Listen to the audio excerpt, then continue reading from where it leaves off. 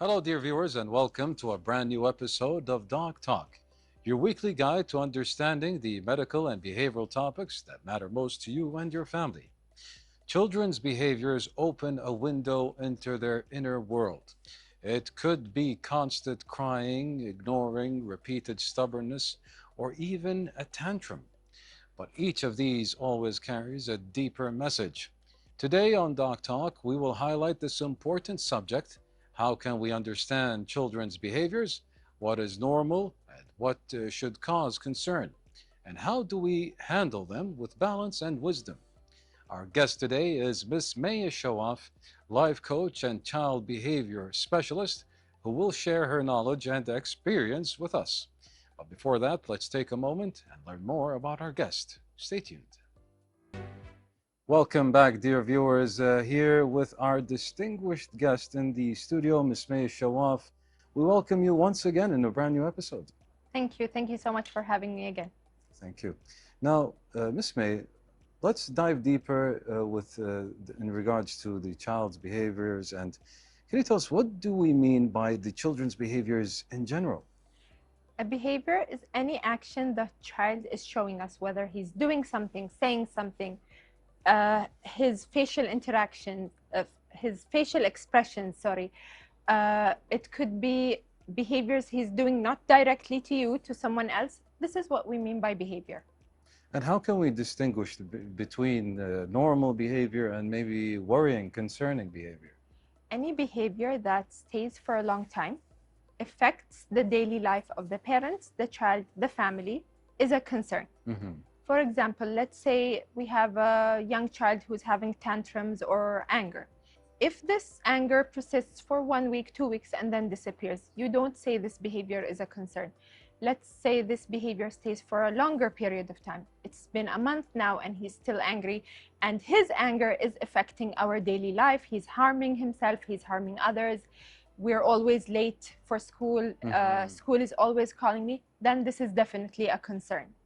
So do these behaviors change depending on their age, whether it's early childhood or even middle childhood? Definitely. The specifications of the age groups are different. So we're going to say a child from 0 to 3, then we'll say 3 to 6. 6 to 12 is the somewhat of the similar age group. Then we'll say 12 and above, those are teenagers.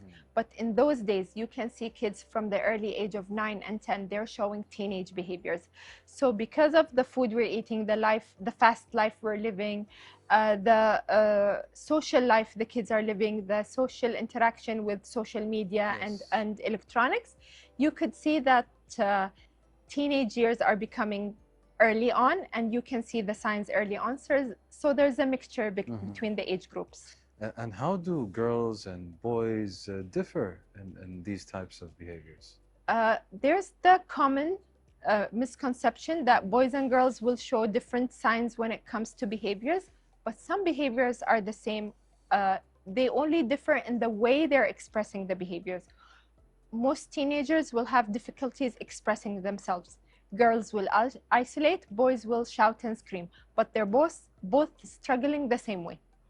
So, as we all know, sometimes children can be stubborn, let's say. When can stubbornness be a normal thing, and when can we regard it as a signal or a red flag that there is a problem? Like I said, if this stubbornness is not stopping me from going on with my life, this child is stubborn, but he's still polite, or he's stubborn, he's trying to prove his point, prove his opinion, but he knows the proper way of doing a proper dialogue with his parents, with his teachers, with everybody else. So his stubbornness is leading somewhere good. He's trying to understand the world around him. He's trying to have more information. He's trying to prove his opinion in a good way. But if this stubbornness means, I don't want to go to school, full stop, this child is not going to move, not going to budge. He's not going to try to even understand the adult in front of him, then there's an issue. This child is very stubborn and they need intervention. And how does a child express, let's say, psychological pressure through their behavior? How do they show it, basically? Some kids will show it through anger, tantrums. Other kids will steal. Other kids will lie. Other kids will be isolated. Other kids will do self-harm behaviors. It's a lot of things that can lead to issues, and the source of it are psychological issues. So what is the link between, let's say, mental or language development and daily behavior? If a child struggles with language, they don't know how to express themselves, there's definitely going to be issues when it comes to interacting with others, telling people what I need. Definitely, there's behaviors that are going to come because the child is out of resources. He doesn't know how to tell you what they need. Of course. So can some behaviors reflect, let's say, inherited traits? Definitely. If I see my parents acting in a certain way, it's not by inheritance, by genes, but if I live in an environment, my parents are always shouting, I'll take this habit, I'll be a shouting individual. If my parents are always talking in a loud tone of voice, even if they're not shouting, I'll have the same. If I have people who are social and going out all the time, I'll be social.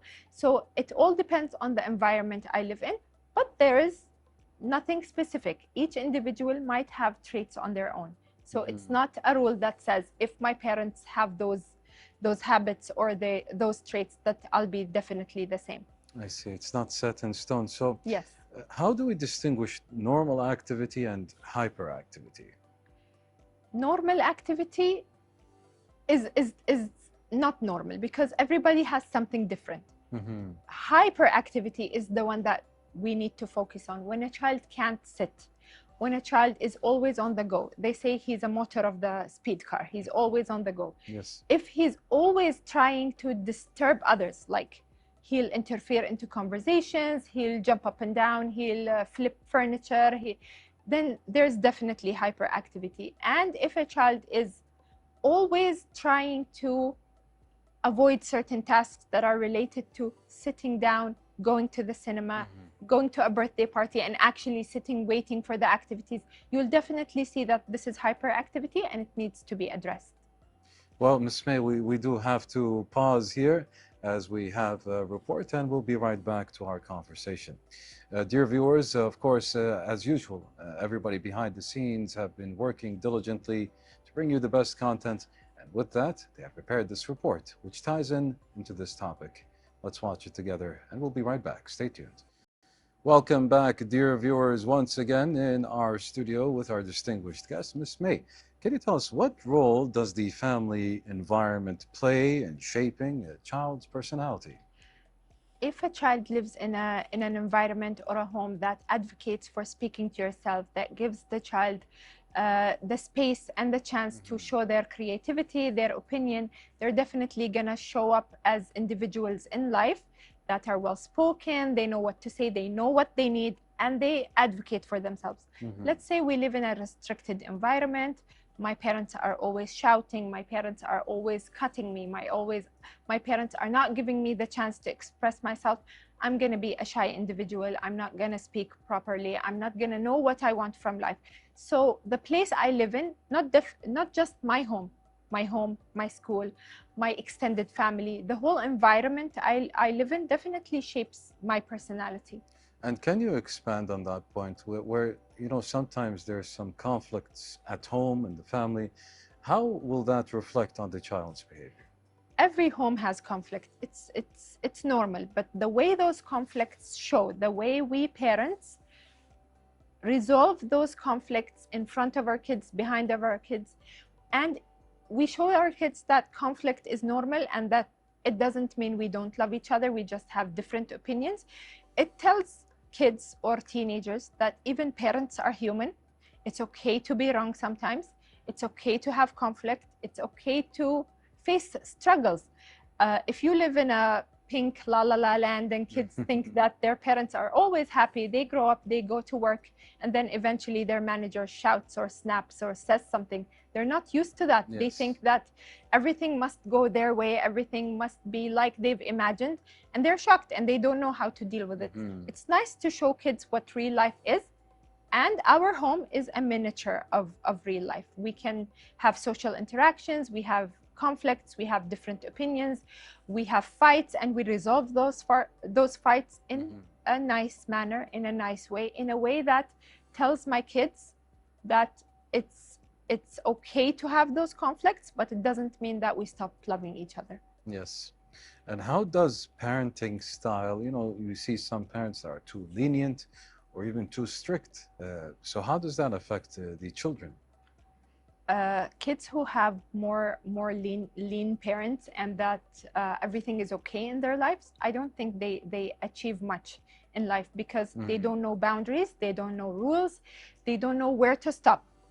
But parents, on the opposite, who are very harsh, who are always disciplining their kids, they're not letting them speak up, they're not letting them see the real world, are also struggling. We want a gray area, somewhere in between. We want the old parenting style, which was disciplinary, which was boundaries, consequences, with the creativity and the openness of the new parenting styles. So do these different approaches, when it comes to, let's say, reward and punishment, do these have an adverse effect on the child? Definitely. If you constantly reward your child without give them punishment for consequences, they're gonna learn that everything's easy, I can have whatever I want. On the opposite, if you always punish your child, they're gonna grow up thinking I can never have what I want, and they'll try to get what they want in mischievous ways. So how does the school and teachers' approach impact behavior? Sometimes if parents are struggling and they reach out to the schools, they do have proper strategies to help kids modify their behaviors. This is very nice and amazing. If the teachers are involved, if they know what they're doing, if they can catch on the early signs of bad behaviors or struggling behaviors, and they can let the parents know that we're together, we're going to help you. Or they can let the parents know actually what's going on, because sometimes those behaviors only show in school, and the parents, they don't see those behaviors at home. I see. Now, what role do friends play in encouraging or changing these behaviors? Teenagers now, or kids in general, are always affected by their friends. Whatever their friends are doing, whatever their friends are saying, they're having, and the electronics and the social media life they're living, let's say, the fake life they're living outside of the real world, yes, is affecting what they're doing so much, and they can learn either negative or positive things from their friends. And during that age, it seems like teenagers are hypersensitive to the environment around them and their friends. Yes. So it can be very harsh or very nice. Teenagers look for a role model. If their parents are not their role model, they're gonna look for a role model somewhere else, whether it's a friend, it's a teenager, it's a teacher, it's somebody they see on social media, they'll take as their role model. So now, again, we touched on this subject. I'd like you to elaborate on it. How do smartphones, smart devices, and video games affect attention and actions? Studies show that kids under the age of 6 should have zero screen time. Zero screen time? Zero screen time. Okay. So if a child below 6 is watching screens, definitely their attention is going to be affected. Then it says from the age of 6 to 12, you should have 2 hours of divided screen time. Okay. Divided to 15-minute intervals. So 2 hours from 6 to 12. From 12 to 16, you can increase those 2 hours to 3 hours. 16 onward, you can give them the freedom of deciding whatever they're doing with their screen time. Are we doing this realistically? Are parents and families doing this? No. Exactly. So definitely those studies gave those rules or those instructions because of the effect screen has on attention, sleep, anxiety, emotional intelligence. And if kids are exposed to screens and then they don't know the boundaries of the difference between what I'm seeing and real life, there's definitely going to be an effect. Does sleep and nutrition directly influence behavioral instability or stability? Yes.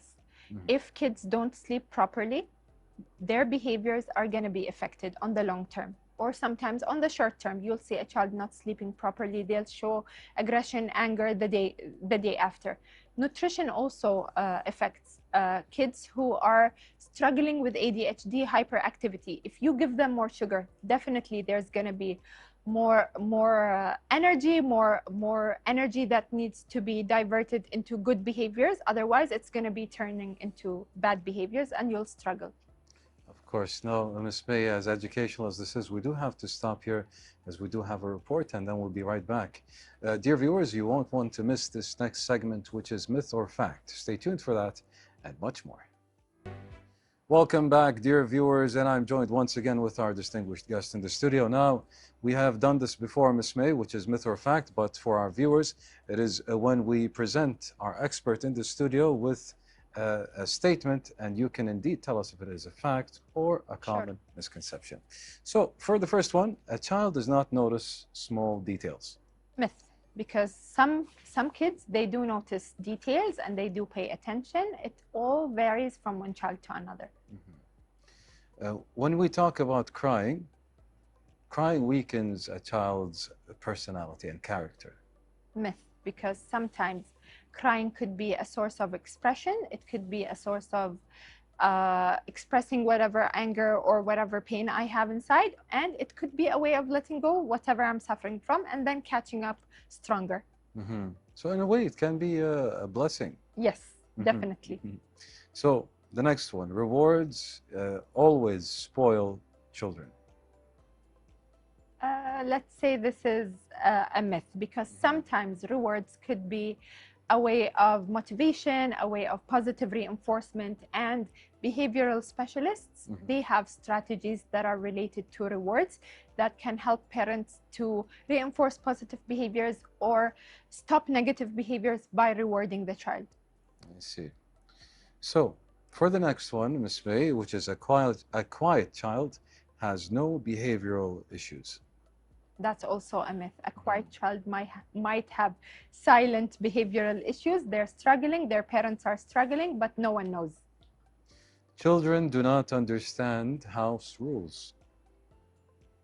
That's a myth also, because some kids, they definitely understand. It depends on the parents. If you've taught your child the rules, the common behaviors you need to be around your household, the common house rules, they'll definitely understand your rules.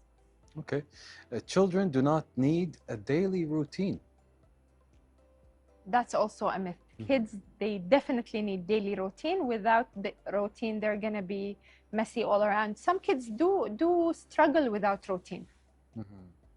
Academic intelligence always means good behavior. That's a myth also, because some kids with academic intelligence, they do struggle behaviorally, or the other way around. Some kids who are not struggling, they don't have behaviors, so you can never tell. Sure. Behaviors cannot be changed after a certain age.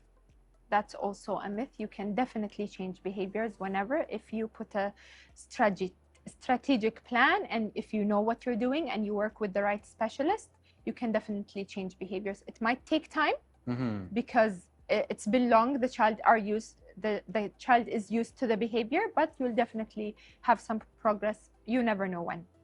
So to follow up, is it sometimes a challenge to, let's use the word unlearn some of the things that the child is used to? Yes. And that will help them maybe to let go of these behaviors or change those behaviors? Think of yourself as an adult. If you're used to doing something for a very long period of time, it becomes part of you. This is your normal, this is what you know, this is your safe space, this is your safe behavior. So trying to go back and unlearn this behavior, even as an adult, you'll struggle. Of course. So think of a child. This is their way out. This is the only thing they know. You're trying to introduce something new. You're trying to correct what they know is right. It's definitely a struggle, but it's not impossible. Okay, so moving on to the next one, which is lying is always a bad act in children. I think it's a myth, because sometimes lying means you're caring for the person in front of you. You don't want to hurt the feelings of your It shows empathy. Yeah, your siblings, your parents. It shows social intelligence, empathy, and sometimes it could be wild imagination that is very well encouraged in kids. Well, Ms. May, that was a great segment with you, which is Myth or Fact. And now we do have to move on to a report, but we do have a lot more to cover. Dear viewers, let's watch this report together, and we do have a lot of questions to dive into, so stay tuned for that. Welcome back, dear viewers, once again with our distinguished guest in the studio. Now, Ms. May, we're going to dive into the dealing and the guidance of the behaviorals and things like that. So how does early understanding of behavior prevent, let's say, bigger issues? If you catch a behavior early on, you're definitely going to put a plan to stop this behavior if it's bothering your day-to-day life, if it's bothering the family's life, if it's stopping the child from having normal social interaction, social life. Definitely catching something early on will help you prevent later on mistakes, like we said earlier. If a child is used to this behavior for a long period of time, it's very hard to reshape the behavior. So early intervention is the best. So what are the best ways to discipline a child and without using violence, resorting to that? I think sometimes using, for younger kids, rewarding charts, reinforcements, behavioral charts and plans is a very easy way to reinforce kids to have positive behavior, shape their routine so they can learn what to do, what not to do. But later on, when we're talking with teenagers or older kids, having them involved in shaping the behavior we want to change is a very good point, because they are aware of what they're doing, they're aware of the consequences, and they can be part of the plan, which makes the struggle less on the parents and the child. Mm-hmm. So for the parents watching at home, can you tell us some advice on how to handle, a child's tantrums or heavy crying? First step to handle a tantrum, the parent should have emotional regulation. If a parent is stressed, angry, overwhelmed when a child is having a tantrum, you're definitely not going to help your child calm down. First, you need to be calm when the child is having this tantrum. You need to take a deep breath, go in a separate room, count from 10 backwards, whatever it takes for you to calm down, so you can be able to help your child have emotional regulation. And there are some tools and strategies that you can use to help this child. What is the best response to lying or stubbornness in a child? Lying is a different issue. If this lying is causing harmful behaviors, harmful consequences, definitely we need to ask a specialist the proper way to intervene with this child without actually showing them that I know you're lying, you're in trouble because you're lying. I think showing the child their weaknesses is not the best way in shaping behaviors, especially in the ages where they're aware they're lying, but they don't want people to know they're lying. When we talk about stubbornness, the best way to stop the stubbornness, give the child responsibilities. They want to show they are in control, they want to have opinion, they want their voices to be heard. Give them some responsibilities, ask them things that are not very deep in the decisions between parents, things that they can decide among themselves. It's going to be improving for their confidence, and they can actually feel that they're achieving something. Yeah, it gives them some form of responsibility. Yes. So, Ms. May, can you tell us, does talking to a child really help in correcting the behavior? Definitely. If we talk to a child about the expectations we need from them, if we talk to them about what's happening around in life, if we talk to them about the social normal behavior that kids, teenagers, adults should be having, those kids who are listening to social stories, listening to regular stories, they're analyzing situations between them and their parents, they have more social intelligence, they are more aware of what's supposed to happen in life, they're more aware of how to control their behaviors. So overall, they have more control on themselves, whatever their parents need them to learn. How can stories and games be used as tools for learning? A lot of therapists use the term play therapy. We're playing while we're shaping behaviors, while we're telling kids what needs to be done. For example, if you have a child struggling with behaviors in school, you can play pretend school, you can play with dolls, figures, Barbies, whatever it is. And then while you're playing with the child, unintentionally, they'll tell you what they're struggling from, what's actually happening in school. They'll use the same tone of voice their teacher is using.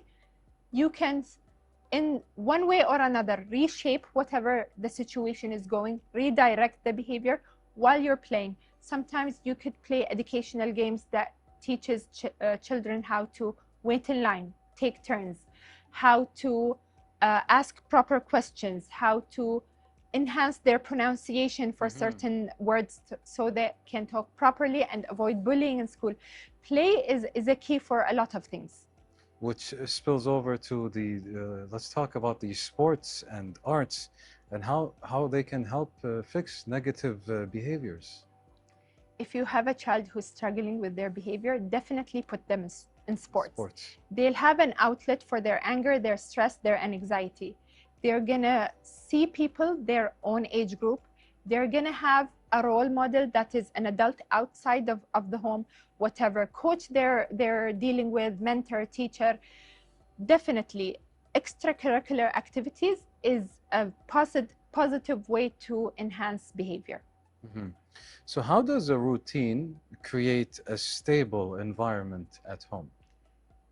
Kids crave stability, so having specific routines, days in the week for gatherings, days for going out, specific daily routines. We'll have lunch this time, we'll study this time, we'll play this time, we'll sleep this time. It gives the child expectations of what they're supposed to do next. They'll have less anxiety of the unknown, and they'll be more balanced and regulated. Well, Ms. Mai Alshawaf, it was a pleasure having you once again. We do appreciate your time and your insight. Thank you. Thank you so much for having me. Thank you. Dear viewers, that concludes today's episode of DocTalk. We do hope you enjoyed the journey as much as we did. We thank you for spending your time with us and keeping us company. Until next time, stay safe and stay informed. Goodbye.